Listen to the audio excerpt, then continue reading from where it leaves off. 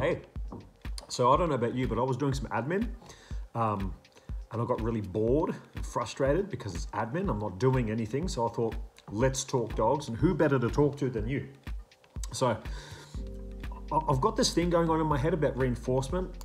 I'm challenging myself to think about reinforcement in many different ways and to try and find ways of explaining reinforcement and what reinforcement is, how we can use it, how we cannot change it, and how there are predetermined ways for reinforcement to occur without us intentionally doing anything or without our dogs intentionally doing anything. So bear with me on this one.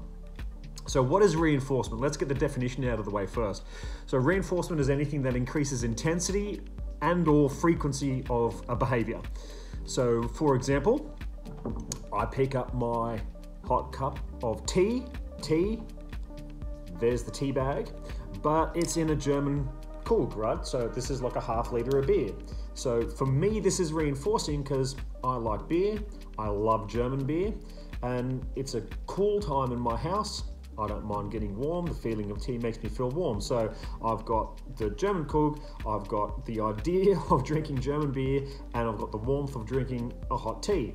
So that's 3 types of reinforcement for me, plus I'm ingesting something, so that's another 4th. So that's a way for me to A, stay hydrated. That's a 5th form of reinforcement. Delicious. But what I'm doing is I'm compounding reinforcement, and that is going to make me keep going back for that drink. Right? Hey presto, now I am increasing the frequency of how often I take a drink. Probably more than I actually need to. How many coffees have you had today? How many cups have you had today? So reinforcement is anything that increases intensity and or frequency of a behavior. Now, some of those behaviors might be voluntary, they might be involuntary. So what is a behavior? A behavior is anything that you do, okay? For the purpose of this video, it is not something that we feel, it is something that we express, right? It's an action. I'm angry, I shout. I'm sad, I cry. Behaviors, right? Not I'm sad, not I'm angry. So there are certain things that we naturally do, okay? So when I'm talking, I'm quite naturally expressive. When I'm training a dog, I have trained myself to be quite neutral. I don't talk much, I don't do a lot of partying, I don't do any of that sort of stuff because the majority of the training, with the exception of the very early pieces, I've transferred the party over to our student. So I then become more and more neutral and I fade myself out more and more. Whereas when I'm talking to people, I can be normal, I can be expressive, I can be more extroverted, yeah? So I can adapt the way that I'm doing things, and we can do that with our dogs. However, there is a glass ceiling. Some people find it impossible to be completely neutral. Most people find it impossible to be neutral. World-class competitors that are supposed to stand like a statue find it impossible. They still do little things like this, or they'll have a twitch, they'll do whatever. And you and me are no different to that, yeah? Our dogs are also no different. There are certain things that they do, that they are predetermined to do based upon their breeding. So battle breeds, staffies, anything with a bull in its name, those battle breeds are bred and designed to express themselves through physical conflict, whether that's pulling weights, whether that's running for distances, whether that's grabbing onto something and hanging on for dear life, whatever that might be. And we find artificial ways of making that happen. Spring pole, flirt pole, treadmills, weight pull, weight drags, all those sorts of things, weight carries. We find ways of making it work so that our battle breeds are then able to be freely expressive. Now, let's look on the flip side. Let's look at our gun dogs, for example. So our pointers like to search and point and show you where the thing is. Retrievers like to search and find where the thing is and bring it back. Flushers like to search and make that thing run away. And we train them to bring it back. So there's a lot of innate behaviors that our students are prone to do. And now good examples of those breedings will be more expressive of those innate behaviors. Now I'm going to show you a video in a second, and it's going to show you Ellie. She's a Vizsla who's at the Canine Farm Day, and I give her some food at the end, and I want you to keep in mind I want you to ask the question to yourself, what is it that I'm reinforcing her for? So just to give you a quick rundown and a summary, I'm going to throw a ball into a fire pile, like a big pile of dead wood. She's going to go to that pile of dead wood. She's going to spend time searching. She's going to have to put in a lot of effort to find the ball, because it actually works its way down and works its way underneath the pile of sticks. Then she grabs the ball, has to fight through a bunch of dogs to get to me, and then she drops the ball at my feet. And then I give her some food. So there's about 7 or 8 different things there, just very broadly, that she's doing. And I want you to have a think about, look, in that chain of events, what is it that she's getting paid for from me?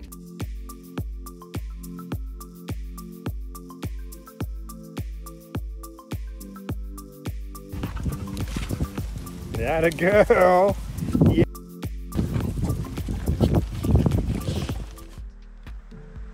So, as you can see, I'm still drinking, right? So you've just watched the video, typical me, short story long. Now, I sped up a bunch of the search because by and by there's not terribly much to see, but there is for Ellie. There's a lot of things going on there. She's a Vizsla. If you don't know what they are, they're a Hungarian pointer. So it's a gun dog. You would take this dog out into the woods, you'd go hunting deer or whatever it is that you're going to be going hunting. They will then track the deer, they will take you to the deer, you will shoot the deer, they will then trail the blood. If the deer has gone running and wounded, they will trail the blood and they'll trail the tracks of the deer. They will then find the deer for you. Hey presto, hunter's happy, family's fed. Now, there's a reason why hunting dogs are used for hunting, why herding dogs are used for herding. Right? What's that reason? The reason is they're breeding. Okay? So herding dogs are fantastic at herding because you don't need to teach them what to do. They're born with it. What we do is we put controls on. The same with gun dogs. They come out of the womb ready to use their nose. And they're coming out of the womb ready to find things. And they invariably find things. And if we don't give them an opportunity to express their genetic legacy, they will, just like every dog, they will find accidentally ways of getting it done. So in Ellie's case, there's a stinky ball. I've thrown it into the brush pile. She immediately goes, that's something that's worth my while. I'm going to invest a lot of energy and a lot of emotion into finding this thing.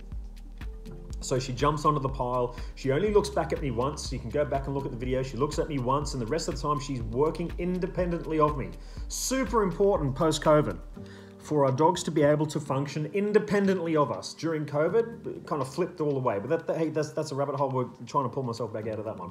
So Ellie's working independently. She's going up on this brush pile. How many other dogs do you see in the video? How many other dogs are going up into that brush pile? Not many. Why? It's hard. It's scary. It requires balance, agility. It requires a lot of grit. It requires a lot of determination. It requires enthusiasm for the search. Vizslas, just like any other pointer, just like any other gun dog, just like any other hunting breed, the search is primary. If a hunting dog cannot search, they're going to have an identity crisis. I don't need to reinforce the searching.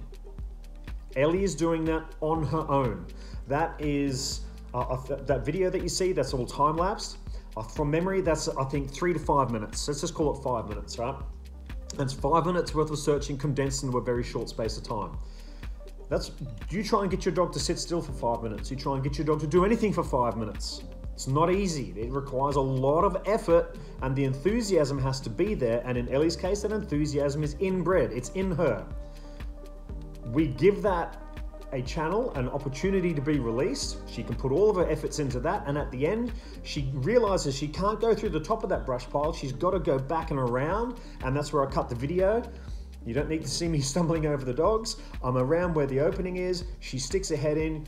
She forages around, she gets a hold of that ball, she brings it back, she spits it out, she comes to me. And that is what I'm paying her for. I'm paying her for coming back to me at the end of a successful search. I'm not paying her for the searching. I'm not paying her for the going out and away from me. I'm not paying her for the searching. I'm not paying her for any of the effort that she's doing. I'm not paying it any sort of reinforcement for any of her behaviors, with the exception of coming back to me at the end of a search. So it didn't matter whether she found the ball or not. I was going to pay her for it anyway because she's coming back to me at the end, and hey, either you found it or you didn't. You had a great time, but you came back to me. Now, it's very easy for us to go, you paid her for going to find the ball and bring it back, but she didn't bring the ball back, she spat it out, and she didn't retrieve to hand, and spitting the ball back into my hands. Like, I don't care about that. We're not there yet. I'm paying her for coming back to me, and what is she doing? She's diving her face into my hand, and she's pushing my hand pretty hard to get the food out in the first place. So she's already coming to my hand. I can build a retrieve to hand on that like really easily. What's important to note though from this video, long story made really long, right? Short story long. So I am only paying Ellie for coming back to me at the end of the search. That is all. None of the other things matter. That's all in Ellie. Now, the takeaway is, how is your dog pre-programmed? How is your student able to fulfill their natural expression without you paying them for it? So if you've got a hound dog, if you've got any type of dog that uses their nose to get the job done, whether that's a Cocker Spaniel, whether that's like an English Pointer, whether that doesn't matter what it is, right? If they're searching, why are you paying them for the searching? It's innate. They're going to love the search. They're going to dig into the search. If you've got anything with a bull in its name, a battle breed, well, look at Bernie Bumble. He loves nothing more than to dig his head into his wrestling partner and spar and just really get into it. He's loud, it sounds manic, it's crazy. He's living his best life when he's doing that. I don't need to give him a treat for that. I don't need to love him up for that. I don't need to party him up for that, because those behaviors, those emotions, those are self-reinforcing. He's doing what he was born to do. Yeah. And then you look at my Cody the Yodeler. She wants nothing more than to lie around all day and do pretty much nothing, unless there's a boy around, and now she's getting really flirty. Those are the things that she's pre-programmed to do. Oh, so it's not a lot, but hey, that's how she gets her expression out. I don't need to give her treats for those things. I don't need to throw a ball for those things. It's the other things that I need to really pay for. The sits, the stands, the downs, the heels, the recalls, the send-outs, the spins, the circles, all of these artificial things that we get our dogs to do. Those are the things that I need to pay, and pay heavily, and praise just doesn't cut it in the early stages of training. In the later stages, like when we're in the testing, when we're in the trialing phase, we're as neutral as can be and we're out of the picture. But in those early stages, pay. Unless it's an innate behavior, and we don't need to pay our dogs for those. They're paying themselves. Paused.